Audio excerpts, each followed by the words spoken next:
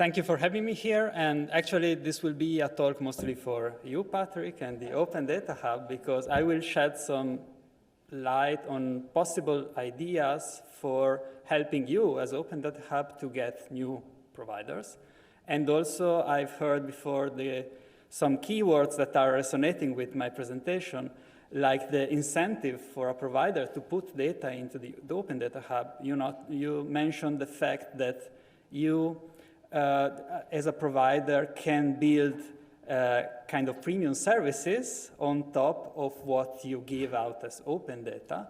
And this might be another point of view on getting additional revenues for the providers. So it all starts with validation. If you exchange data, you want to validate them. This is true also from a consumer point of view, because of course you don't want to process invalid data, but also from a provider point of view, because if you provide data, you might have legal obligations, you might have other requirements that you really want to ensure when you publish data.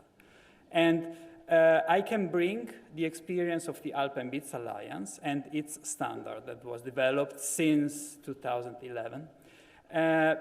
It's not like the Open Data Hub approach where a central hub exists to be the gateway that we just heard about of exchanging data. Is an actor-to-actor data exchange standard, which is built on international best practices. But nevertheless, what's important is that among the other data that are modeled by the Alpine Bits standard, there are bookings and reservation. It's of the touristic domains. And just to give you some figures, in 2021, it was estimated that a value of several million euro per year are exchanged through this standard on the bookings of the hotels. And so you really, really, really want this data to be correct when you exchange them and to be interpreted correctly. How did Alpine Bits Alliance solve this issue or try to go in the direction of solving this issue? A certification process was established a few years ago. A certification process which is not mandatory, which involves human labor, because there are people that are going to look into your implementation, into the data that you exchange, and certify that they are valid both at the syntactical level and then at the semantic level, according to the Alpine Bits standard. And what's also interesting is that the tool used by these certificators is free software. So the tool was made for the Alpine Bits Alliance and is released as free software.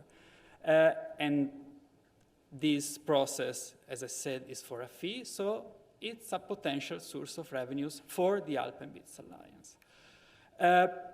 How does this relate with the Open Data Hub, you might wonder? Well, the Open Data Hub has a certified Alpine Bits interface, which means that potentially any Alpine Bits compatible actor could put data into the Open Data Hub or get data from the Open Data Hub through this Alpine Bits channel.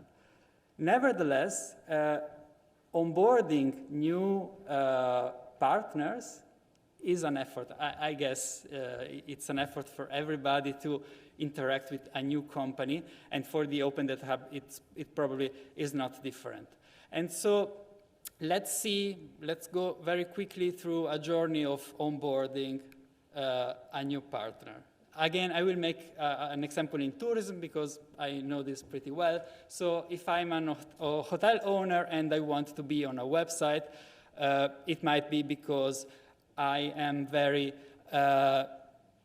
interested in how it looks. It might be aligned with my brand, but eventually, in the end, I want to make money out of it. So I want to put my data in that website in order to get bookings or reservation, and that is my core business. But how do I get there? So we start with an agreement, of course, and then technicians get involved. And in a case where there is no common standard to exchange data, this is where the troubles begins, usually. Because the developers on both sides kind of want to push their own solution, and the other side doesn't want because it works from one side. It's either work from one side or for the other side.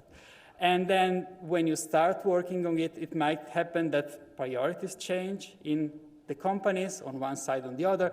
And so you perhaps have questions, you need to work around some issues, and there is nothing that can help you and no one to help you. So you wait a bit. And then, things progress, of course, sure. But from the end user point of view, you are still waiting. And then you wait some more.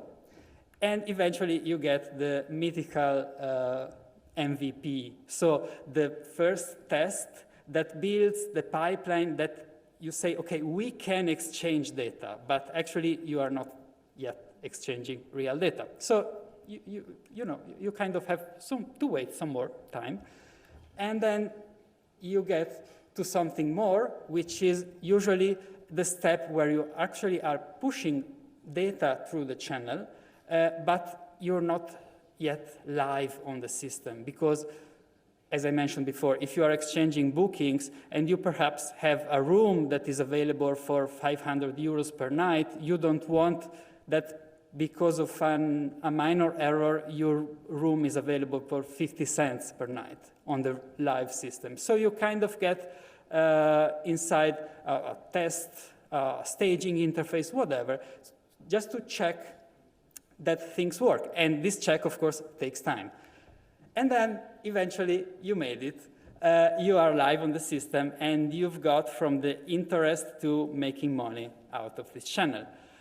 Without going through this all again, if you have a common interface like Alpine, you have less risks because you know from the beginning what the interface is capable of doing, and so you know what you can expect and what you cannot expect from it. You have a higher stability because this external standard is published every 2 years, and once it's published, it's not changed anymore, so you know that once the communication is happening, the flow will still continue to happen in time.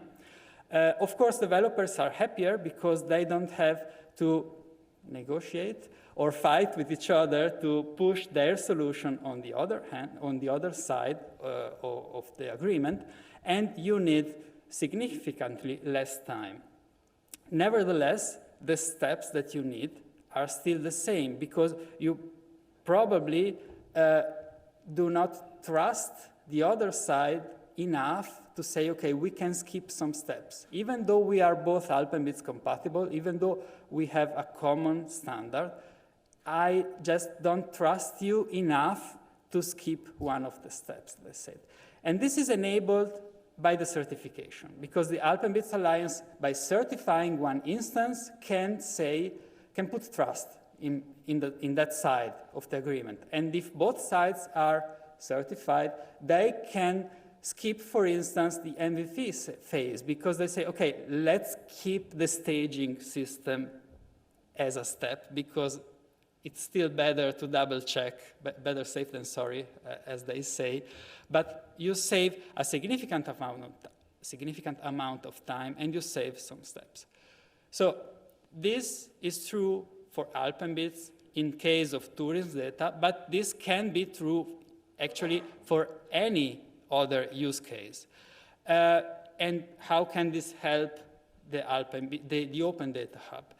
If the Alpine Alliance makes its free software certification tool available, which actually is already available as free software, then the Open Data Hub could host such a system in a self-service approach. Like a new interested partner that wants to exchange data using Alpine can go through this kind of gateway, if you want to call this way, and get not actually certified, because that would involve a human being checking also the semantical level, as I said before, but you can get a compliance check that can be kind of fully automated.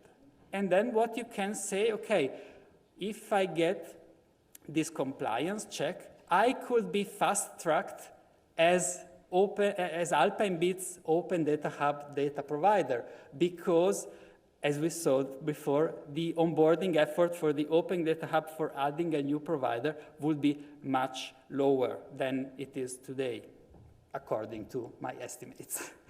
And what's really interesting from my point of view, and what I would like to bring here as my contribution to this day, is that Alpine is an example where the free software testing tool is already available. But this can really be an example and a model that can be applied to any other kind of data that is currently being pushed into the Open Data Hub. So what companies, what existing partners would need is to develop probably this kind of free software testing tool and make it available, because this is missing. And then the process will still be the same. But in the end, I think also aligning with what was said before, that the Open Data Hub is looking into enlarging its geographical area of impact. So it will have probably multiple data providers for each data type, so to say. So possibly the ones that are already in could work in establishing a standard that can be used by other companies in the same field. And the result is that there will be more free software being developed, of course. There will be better data quality, because these validation tools actually help in guaranteeing at least the syntactical level of conformity of the data that are provided. And it will bring lower effort, as I said, to the Open Data Hub that should host something that is just there and running, so to say, but doesn't have to spend people resources on validating really every new data provider that comes. And the last point is interesting for the data providers, in my opinion, is that why should I go and make the effort of developing a free software tool to validate my data? I kind of probably already have a process inside that does the validation before publishing them. But actually, this could help, because you can establish then a certification process like the Alpine Bits Alliance did. And so you get the additional source of revenues that I was talking at the beginning, because you not only can get new customers to pay for perhaps additional data that they can access beside the one that are provided as open data, but really you can get money in the process that you get new partners to integrate into your system. And of course, for early partners, this would also establish their kind of data structure as the reference for others that want to bring their data in. So I think this is a win for all the sides that are involved.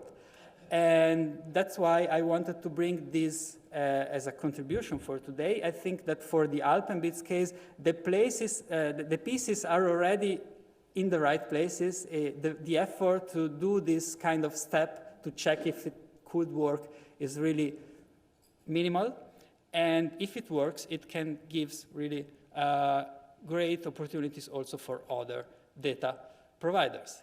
With that, I thank you, and I am available for talking about anything.